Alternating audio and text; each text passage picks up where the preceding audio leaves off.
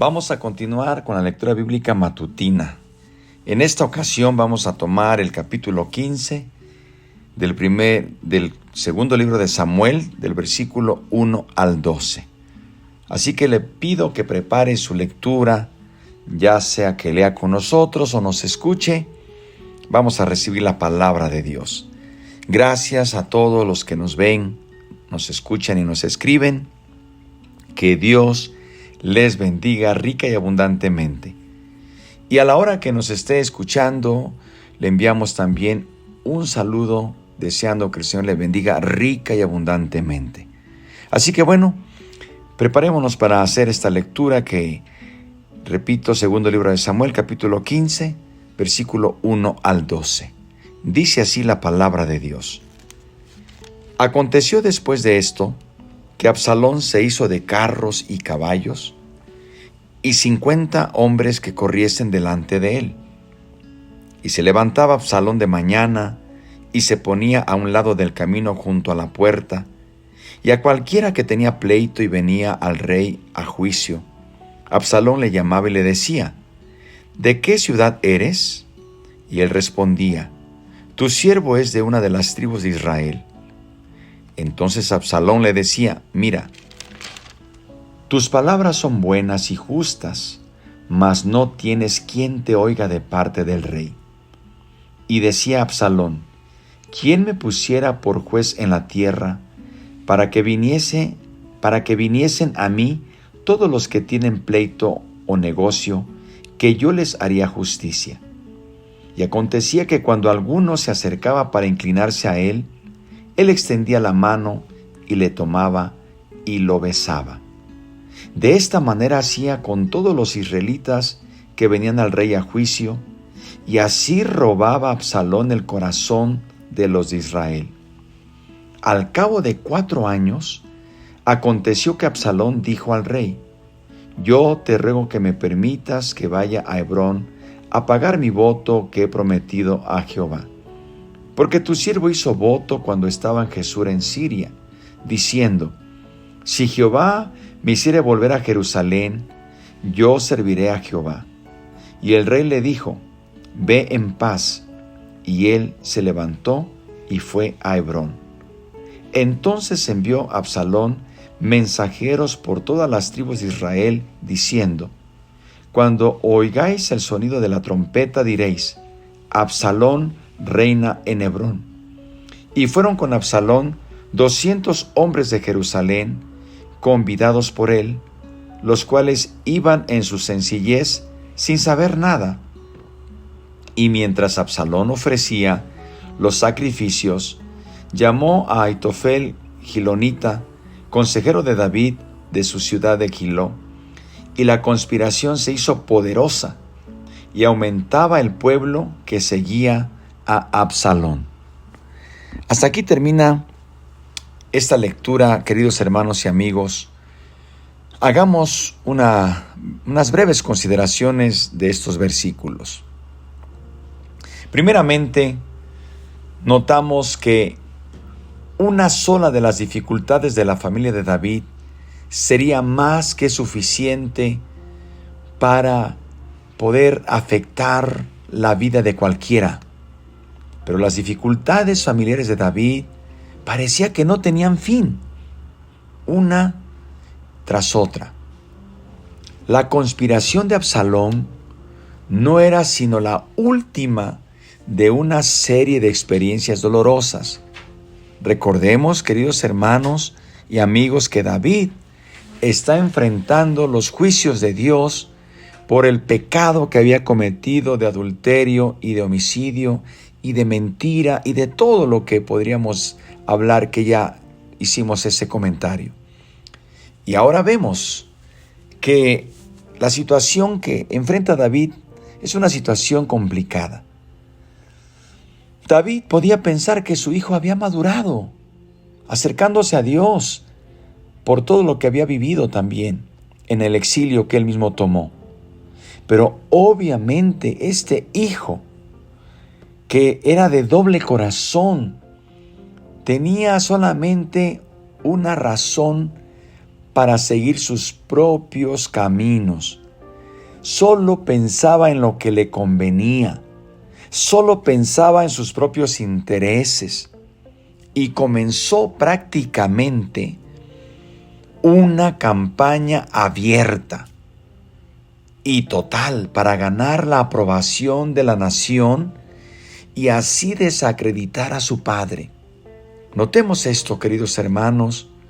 Su primer paso fue hacerse de carros y caballos, así como de una escolta de 50 hombres que lo acompañaban. Solamente con eso ya la gente tenía para hablar. Absalón, astutamente y maliciosamente, hacía un marcado contraste con su padre, quien parece haber sido mucho más tranquilo y ajeno a pretensiones. Posiblemente nunca apareció en público montado en un carro. Después de todo, leemos en Deuteronomio 17:16 lo que Jehová había ordenado para el rey de Israel, donde dice: no deberá tener muchos carros. Y David hace referencia a esto cuando dice: estos confían en carros y aquellos en caballos, mas nosotros del nombre de Jehová nuestro Dios haremos memoria. Salmo 20, versículo 7. Dice que Absalón, levantándose temprano, mire usted, hermano, cuando el corazón como Absalón tiene este deseo de obtener el poder, va a hacer todo el esfuerzo de manera astuta para poder ganarse el favor de otros. Se levantaba temprano, pasaba muchas horas a lo largo del camino que llevaba a Jerusalén y mire, se situaba en un lugar estratégico, desde donde fuera bien visible, diríamos hoy, en la puerta, donde pasa la gente. Vemos que particularmente le interesaba ver a cualquiera que llegara a la ciudad con un problema, con un litigio o con un agravio, que tuviera que ser presentado ante el rey. En ese caso, Absalón estaba listo, y sin importar los méritos del asunto en cuestión, Absalón caía pronto, llamaba aparte a la persona, le hacía saber que le apoyaba en su situación y hasta llegaba a añadir, en otras palabras: es muy triste que no se le otorgue a su queja la oportunidad de un juicio justo ante el rey. ¿Se da cuenta de estas palabras llenas de veneno? Estas palabras donde están prácticamente siendo usadas para conquistar, para hacerse ver ante la gente como el juez que sí podría atender el caso, mientras que su padre no podía, quizá por muchos otros asuntos.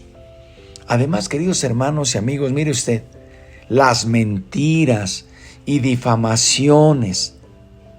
Estaba la exhibición, además de esto, una exhibición pública de afecto para gente totalmente extraña.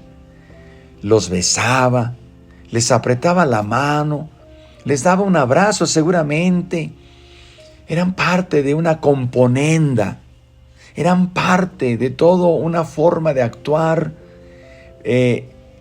para poder ganarse el favor de la gente, para hacer que apareciera como un humilde, uno más que solo quería ser amigo de ellos.